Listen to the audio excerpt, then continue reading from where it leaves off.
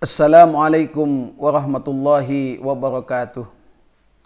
Bismillah walhamdulillah wassalatu wassalamu ala rasulillah wa ala alihi wa ashabihi wa mawalah wa la hawla wa la quwata illa billah. Para pemirsa, para santri dan alumni yang berbahagia, pada kesempatan kali ini saya ingin menyampaikan sebuah hadis Nabi besar Muhammad sallallahu alaihi wasallam yang berkaitan dengan kewajiban orang tua terhadap anak atau sebaliknya hak anak terhadap orang tua.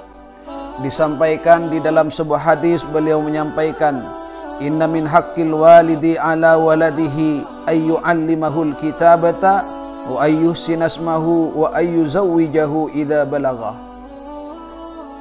Bahwa inna min haqqil walidi ala waladihi, di antara kewajiban orang tua terhadap anaknya, yang pertama adalah ayyu'allimahul kitabah.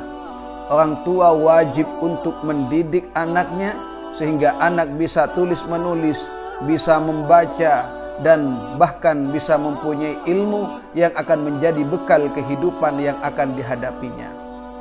Para pemirsa yang berbahagia, hakikatnya kewajiban mendidik seorang anak itu adalah kewajiban orang tua itu sendiri.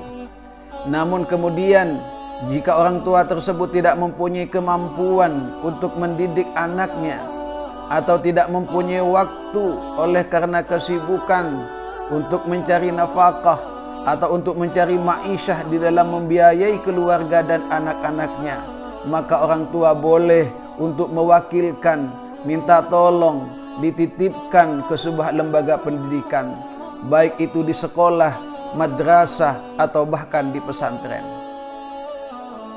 Para pemirsa yang berbahagia, tentu ketika kita sebagai orang tua tidak mampu mendidik anak atau tidak mampu meletakkan di sebuah lembaga pendidikan yang benar dan layak, maka jangan heran kemudian ketika anak kita tidak sesuai dengan harapan yang kita punya, sehingga anak menjadi anak yang durhaka. Na'udzubillah, summa na'udzubillah. Terlebih-lebih anak akan menuntut kita di dunia bahkan di akhirat. Na'udzubillah, summa na'udzubillah. Para pemirsa yang berbahagia, mudah-mudahan kita sebagai orang tua dapat mendidik anak-anak kita dan dapat menaruh anak-anak kita di sebuah pendidikan yang benar, di pendidikan yang layak, sehingga pada saatnya nanti mendapatkan ilmu yang benar dan ilmu yang bermanfaat fid din wad dunya hatal akhirah. Amin Allahumma amin.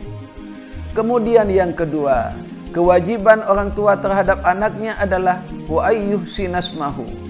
Orang tua wajib memberi nama kepada anak dengan nama yang baik, dengan nama yang indah, bukan nama yang berpotensi untuk menjadi olok-olokan, nama yang berpotensi untuk menjadi gojlokan, lebih-lebih nama yang memang sudah tidak sesuai dengan kondisi yang semestinya diberikan kepada manusia. Kalau zaman dahulu di Madura khususnya, kita sering mendengar nama yang dinisbatkan kepada nama pohon, dinisbatkan kepada nama tanaman, sehingga ada seorang anak yang bernama pohon, ada yang bernama ketela karena lahir di waktu memanen ketela misalnya. Maka pada saat ini alhamdulillah, saat ini sudah tidak dipakai dan kita sudah bergeser dari nama pohon, dari nama tanaman kepada nama manusia. Namun demikian, yang perlu kita sadari bahwa pergeseran nama dari nama-nama tanaman, dari nama-nama pohon ke nama-nama yang lain, ini ternyata mengalami pergeseran yang tidak sesuai dengan apa yang semestinya kita lakukan. Contoh yang pertama misalnya, kita seringkali lebih suka memberi nama sesuai dengan idola kita atau sesuai dengan nama artis yang sedang ngetren di balantika, perfilman, atau permusikan. Tentu ini tidak sesuai dengan harapan, karena dalam pemberian nama itu sendiri hakikatnya adalah doa. Mohon maaf, seperti kami sendiri diberi nama oleh orang tua dengan nama Ahmad Mahbub. Mahbub sebagai orang yang terkasih, orang yang dicintai.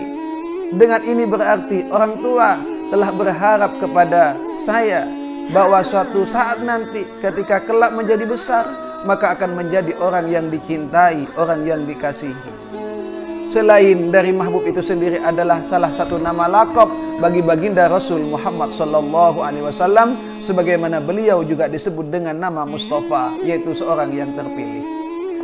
Para pemirsa yang berbahagia, lebih dari itu, perlu kiranya ketika kita memberi nama kepada anak-anaknya, ketika kita memberi nama kepada anak-anak kita, kita memohon barokah kepada orang-orang yang senantiasa lisannya berzikir kepada Allah Subhanahu wa taala. Mengapa demikian? Sebagaimana telah disampaikan bahwa nama adalah doa, maka ketika nama itu keluar dari lisan orang-orang yang berzikir, yang bibirnya basah dengan menyebut nama Allah, yang lidahnya indah dengan menyebut kalimat la ilaha illallah, salawat dan istighfar, hingga kemudian keluar sebuah nama yang menjadi doa yang kemudian kita berikan kepada anak-anak kita. Insya Allah anak kita akan menjadi anak yang solihah.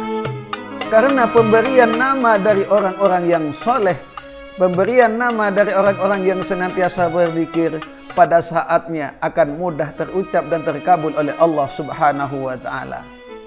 Para pemirsa yang berbahagia, kemudian yang ketiga yang perlu menjadi catatan, pada hari ini tanpa sadar dan tanpa sengaja kita telah dijauhkan dengan Nabi kita.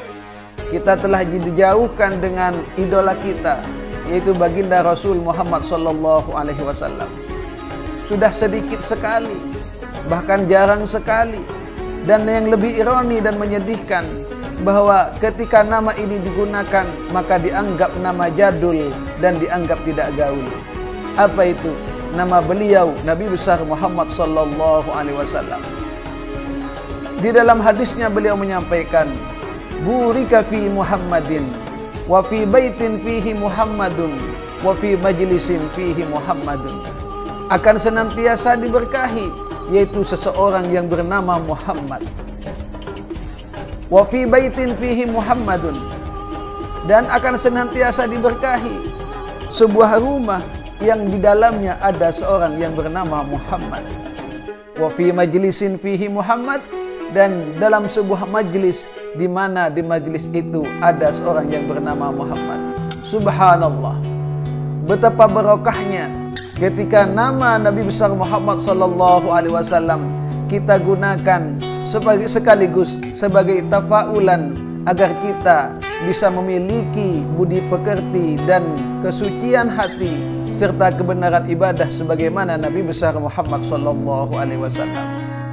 Para pemirsa yang berbahagia, akhir-akhir ini penggunaan nama Nabi Muhammad, penggunaan nama Muhammad, Ahmad, Mustafa, Mahbub, Mujtaba dan sebagainya sudah mulai dihindari karena dianggap sudah jadul dan tidak gaul. Na'udzubillah summa na'udzubillah. Namun demikian, saya juga ingin menyampaikan pesan Nabi di mana beliau menyampaikan, "Idza samaitumul walada Muhammadan fa'akrimuhu wa awsi'u lahu fil majlisi wa la tuqabbihu lahu wajha." Ketika anak-anak kita diberi nama dengan nama Muhammad, fa'akrimulah, maka kita harus melayani, menghormati dan memuliakannya. Artinya, ketika anak-anak kita diberi nama Muhammad, maka kita layak untuk menghormati dan menghargai, karena kita menghormati dan menghargai sebuah namanya, yaitu nama Muhammad. Wala tuqabbihu wajha, jangan kemudian anak yang diberi nama Muhammad ini kita jadikan menjadi jelek, baik itu wajahnya, badannya, penampilannya dan semacamnya, sehingga orang akan mengatakan Muhammadnya jelek. Na'udzubillah summa na'udzubillah.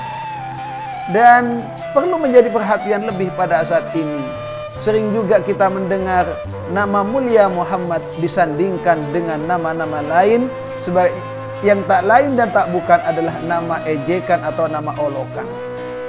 Misalnya kita mendengar sebuah nama Muhammad goblok, Muhammad bodoh, Muhammad nakal, dan Muhammad lainnya yang disandingkan dengan nama olokan dan nama ejekan.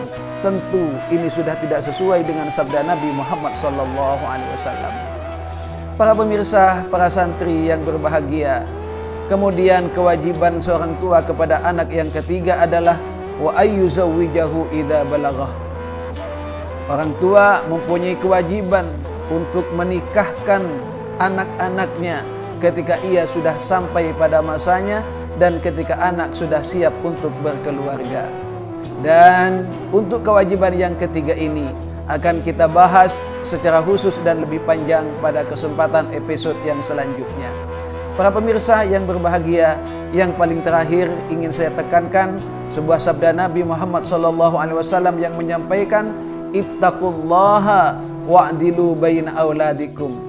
Takutlah kalian kepada Allah, wa'dilu baina auladikum, dan berbuatlah adil kepada anak-anak kalian. Jangan sampai membanding-bandingkan antara yang satu dengan yang lain. Jangan sampai membedakan antara yang satu dengan yang lain. Yang satunya dipuja, satunya dihina, satunya dimanja, satunya diolokkan atau diberjinalkan. Na'udzubillah, summa na'udzubillah.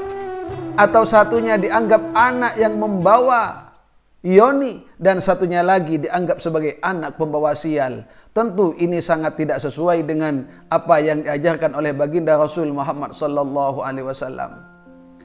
Para pemirsa yang berbahagia, berbuat adillah kepada anak-anak kita dan jangan membandingkan antara yang satu dengan yang lain atau menghinakan yang satu, memuliakan yang lain. Demikian yang bisa saya sampaikan. Kurang lebihnya mohon maaf. Ihdinas siratal mustaqim. Assalamualaikum warahmatullahi wabarakatuh.